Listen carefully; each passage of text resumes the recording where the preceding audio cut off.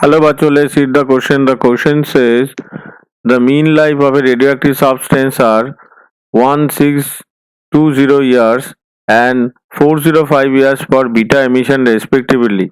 Find out the time during which 3/4 of the sample will decay if it is decaying by both alpha emission and beta emission simultaneously. तो यहाँ से हमें calculation करना है the time. सो हम यहाँ पे क्या कैलकुलेशन करेंगे?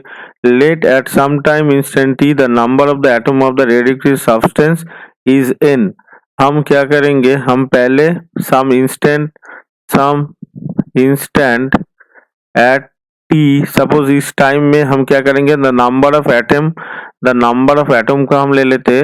The number of atom suppose हम कंसिडर कर लेते एन.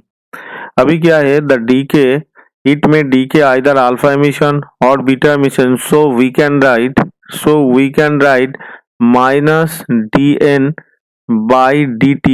ये हो गया हमारा नेट. dn by dt ये हो गया net.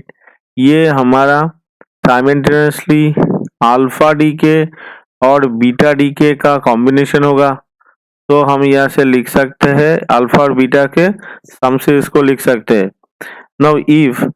now if the lambda is the decay ये effective decay constant.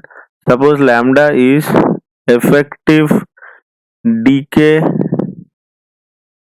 constant. so यहाँ से हम लिख सकते हैं lambda n is equals to lambda alpha n plus lambda beta n. इसको हम लिख सकते हैं. अभी lambda is equals to क्या होगा? lambda alpha plus lambda beta. अभी इसमें हम वैल्यू कैलकुलेशन कर लेते हैं. So lambda is equal to 1/1620 plus 1/405. इसे हम लिख सकते हैं. तो इसका कॉम्बिनेशन कितना आएगा?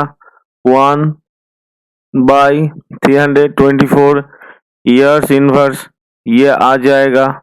ईयर इनवर्स ये आ जाएगा. अभी क्या है? अभी टाइम कैलकुलेशन करना है. कितना?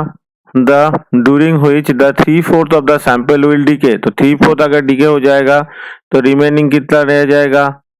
1/4. So n/4 is equals to n0 e to the power minus lambda T. अभी minus lambda T is equals to कितना होगा? ln 1/4 हो जाएगा.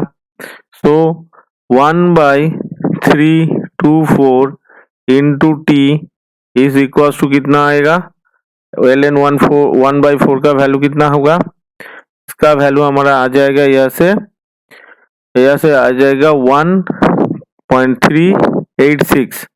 अभी इसका वैल्यू कैलकुलेशन हो गया क्योंकि ln 1/4 का वैल्यू था -1.368. ln 1/4 का वैल्यू था -1.386.